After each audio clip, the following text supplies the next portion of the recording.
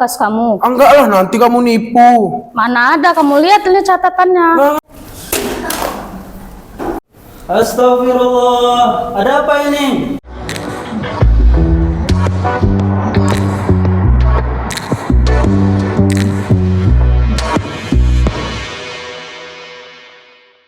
Ayo silakan bermaafan, Rehan. Maaf ya Juzai. Iya, saya maafin. Oke, nah Juzai kan sudah menjelaskan bendahara kelas kita secara akuntabilitas dan transparansi uang kas kelas kita ini. Jadi nggak perlu berprasangka buruk, suuzon kepada bendahara kelas kita ini. Ustadz, Ya, maksudnya akuntabilitas dan transparansi itu apa? ya pertanyaan bagus, Bang Bintang. Rehan, Juzai silakan duduk. Nah, akuntabilitas itu artinya dapat dipertanggungjawabkan. Jadi kan bendahara sudah membuat laporan secara tertulis keuangan, pemasukan dan pengeluaran. Juga transparansi, artinya terbuka. Kalian bisa melihat semua kan buku catatan itu kan? Cerita tentang akuntabilitas dan transparansi, Ustadz punya grafik ini yang Ustadz tunjukkan di screen yang bisa kalian lihat. Grafik tentang data APBN. Bentar Ustadz, sekarang kita lagi belajar apa sih Ustadz? Kan kita pelajaran matematika, kenapa sih dari tadi APBN aja? Apa sih itu APBN Ustadz? Nah, jadi pelajaran kita hari ini ada kok hubungannya dengan matematika ya, karena materi kita hari ini adalah statistika. Ya, jadi tujuan pembelajaran kita hari ini adalah memaknai grafik poligon, grafik histogram, grafik OGIF yang ada di data APBN ini. Nah, jadi APBN itu adalah anggaran pendapatan belanja negara. Jadi ibarat seperti ayah ibu kita di dalam rumah tangga yang mengelola, mengatur keuangan agar rumah tangga kita lebih sejahtera. Dari grafik ini apa yang bisa kalian lihat atau kalian temukan?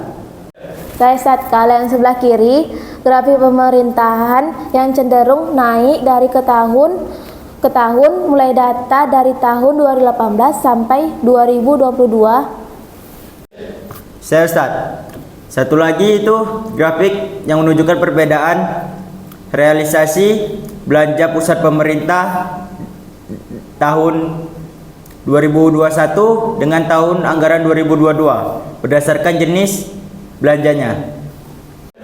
Oke, bagus sekali anak-anak Ustadz, pintar semua ya. Nah, dari grafik yang ini bisa melihat belanja pemerintah di tahun 2022 tahun lalu itu sampai 3.000 triliun.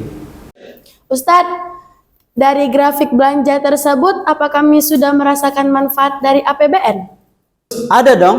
Jadi manfaat dari APBN yang kita rasakan misalnya di sekolah kita ya, menerima dana BOS, terus infrastruktur jalan, kemudian juga kalau kalian nanti kuliah mengambil beasiswa LPDP, itu dari APBN. Banyak alumni-alumni atau mahasiswa-mahasiswa yang sudah dibiayai LPDP ya dari APBN sampai bahkan kuliah S3 doktor ke luar negeri. Wah, banyak ternyata yang sudah kita rasakan manfaat dari APBN ini ya Ustadz. Iya banyak, bahkan nggak hanya di bidang pendidikan ya, bidang kesehatan, bidang bisnis entrepreneur, misalnya membantu UMKM. Ustaz, seperti yang Ustaz bilang tadi, APBN kan seperti di rumah tangga gitu Ustaz. Uang yang dikelola atau diatur itu dari hasil ayah atau ibu kita yang bekerja. Nah, kalau APBN bisa belanja begitu banyak, dari mana duitnya gitu Ustaz? Bagus. Nah, APBN kan P-nya pendapatan ya. Jadi sumber pendapatan negara kita itu ada 3. Pertama dari penerimaan pajak, yang kedua penerimaan bukan pajak ya, PNBP, yang ketiga adalah hibah. Nah, contohnya misalnya kalian nonton di bioskop ya, makan di kafe, itu kan ada pajaknya tuh kan. Nah, itu sumber pendapatan negara kita. Jadi Ustadz, negara kita kan katanya punya hutang. Apa artinya pendapatan kita lebih kecil ya dari belanjanya? Sehingga pakai ngutang dulu. Kayak Rehan, agar silaturahmi kita nggak putus, pinjam dulu 100.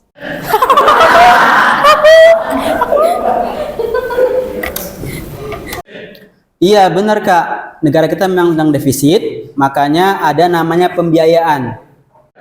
Maksudnya, semua jenis pembiayaan yang digunakan untuk menutup defisit anggaran negara dalam APBN. Dan utang negara itu untuk hal yang produktif loh, efisien dan berhati-hati dengan pengelolaan manajemen yang baik. Oke lah, panjang pembahasan APBN ini sebenarnya ya. Jadi kalau kalian ingin memperkaya, menambah literasi tentang APBN ini, kalian perkaya aja literasi mengenai APBN atau PBD dalam satu siklus yang meliputi perencanaan, penganggaran, pelaksanaan, dan pertanggungjawaban di dalam laporan keuangan dengan berselancar di mbah Google. Kalian aktif bertanya begini, Ustaz sudah senang kok. Artinya kalian memang sebagai generasi muda peduli akan uang kita, uang APBN, uang negara ini. Apalagi lebih aktif berkontribusi dan mengawal akuntabilitas pelaksanaan APBN atau PBD. Misalnya memberikan atau menyebarluaskan informasi-informasi mengenai akuntabilitas APBN ke teman-teman yang lain dan lingkungan melalui Instagram kalian atau TikTok kalian, kan bagus sekali tuh.